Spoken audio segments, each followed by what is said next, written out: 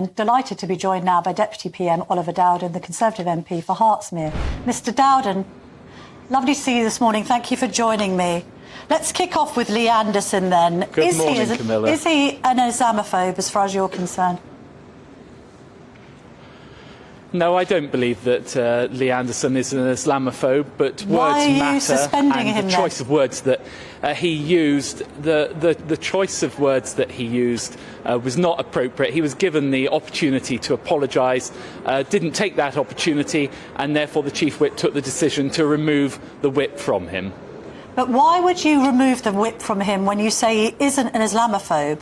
I mean, surely it's a free country. He can express himself how he likes. He said that he thought he expressed himself clumsily, but as far as I can tell, he hasn't said anything really that Suella Braverman, the former Home Secretary, has said.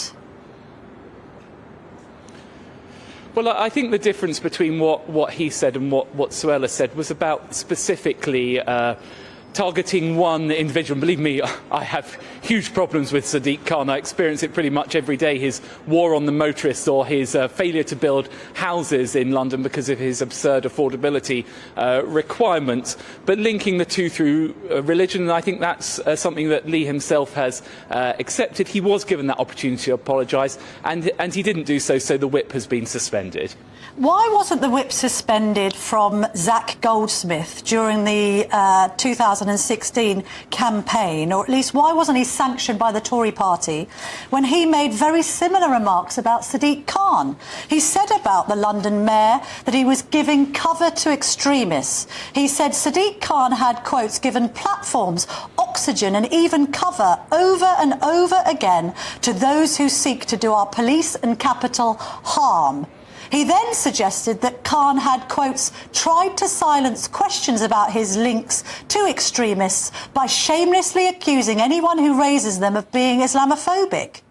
Zach Goldsmith has been far more strident in his criticism of Sadiq Khan's links to, quotes, extremists than Lee Anderson. So why wasn't he removed of the whip and sanctioned by the Tory party? He was running as your London mayor at the time. Well, Camilla, we're going back quite a long way, and you're testing my memory of what happened during that campaign. Well, I've just told you what happened. The quotes that you use, what I would say about the quotes that you've used there and relayed to me is that there is this difference between, by the way, I support robust political debate and robust exchange of views and robust questions being asked, as opposed to linking specifically to this point about Sadiq Khan's mates and the concern about the implication of that. As I say, I don't believe that Lee Anderson was motivated by Islamophobia, but there is concern about that language. He was given the opportunity to apologise. By his own admission, he said that it was clumsy language.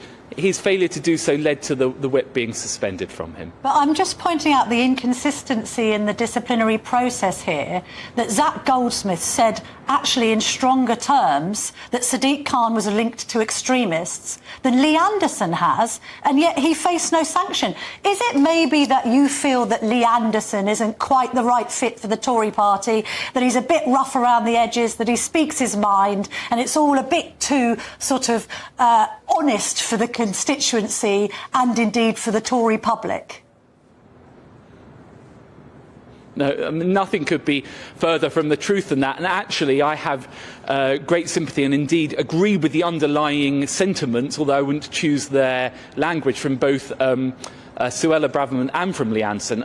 You and I have talked before about how we grew up in Hertfordshire and the values of the country that we know and love. I don't think any of us would have imagined that in our lifetimes, debates in Parliament were being threatened by threats of violence against members of Parliament. And this forms part of a chain that we have seen, whether it's Jews in my constituency afraid to walk the streets because of they're showing symbols of their religion, or it's those hate-filled marches where people still walk alongside them on the marches but don't call it out. And we, all of us, of course there's a law enforcement response to this, but there's also underlying questions about the sort of society we live in and all of our responsibility to call this kind of conduct out. I know, but Mr Dowden, it's all very well giving a commentary of what's going on. We're all familiar with what's going on. We all saw Big Ben lit up with the words "From the river to the sea, Palestine will be free" a few days ago. What are you actually going to do about it? Well, that was totally unacceptable, using that clearly anti-Semitic trope. And I was waiting for a while to come on to your interview. I was listening to your interview with Len McCluskey.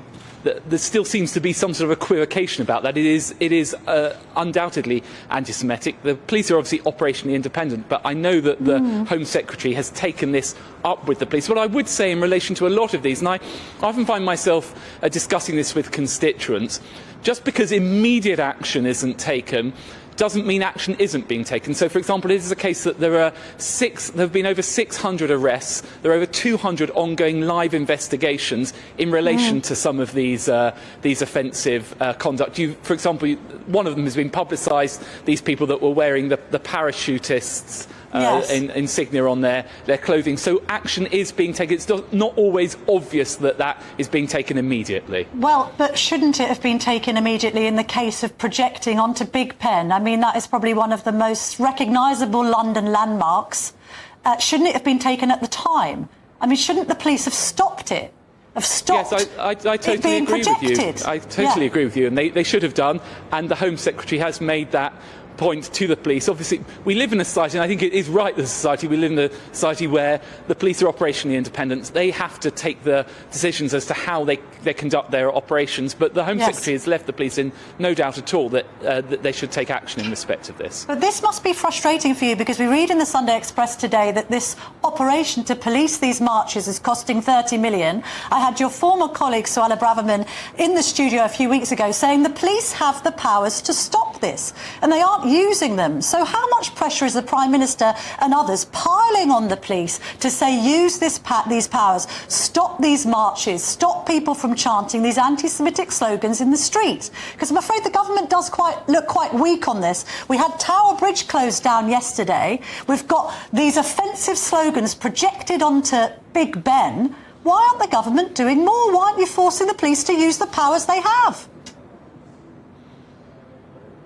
Well, I think there's two elements. So one is that putting pressure on the police to take action. As I said to you in my previous answer, it genuinely is the case that the police are taking lots of action, over 600 arrests. There is always more for them to do, and we're pushing for that. In addition, we're looking at gaps where there are insufficient powers. So, for example, clambering onto war memorials and making sure that that is clearly illegal. There's a more fundamental question. There is an issue of debate. I do have some sympathy for people that say we should just ban these marches altogether. I think we have freedom of expression in this country, so I wouldn't favour banning the marches altogether, but I do favour robust policing. As I say, sometimes you don't see that immediately, but it is these people are being held to account. And I think what you'll see in the coming weeks and months is more and more of these prosecutions finding their way into court, and people will see there is action that is flowing from it. OK, final question on Mr Anderson, Mr Dowden. Would you like to see him join Reform? Nigel Farage says he's welcome there with open arms. No, I certainly wouldn't. And I think that all of us who share the concerns and the anger about how what is happening in our democracy right now need a government that is robust in response to it. I don't have confidence, given what you saw last week, the meeting that Keir Starmer had with the Speaker, him urging him to change parliamentary procedure. I don't have confidence that there will be that robustness from Keir Starmer. In the end, that's the choice, Rishi Sunak or Keir Starmer, and I think we should unite together. If you don't want to see Lee Anderson go to Reform, what should he do then? Is he going to be allowed back into the Conservative Party if he shows more contrition?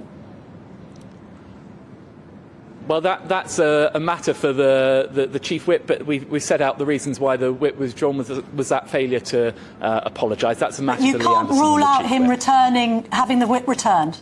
He may have the Whip returned, will he, if he apologises? No, I certainly wouldn't rule that out, but that's a matter for the Chief Whip. OK. Mr Dowden, thank you very much indeed for joining me this morning.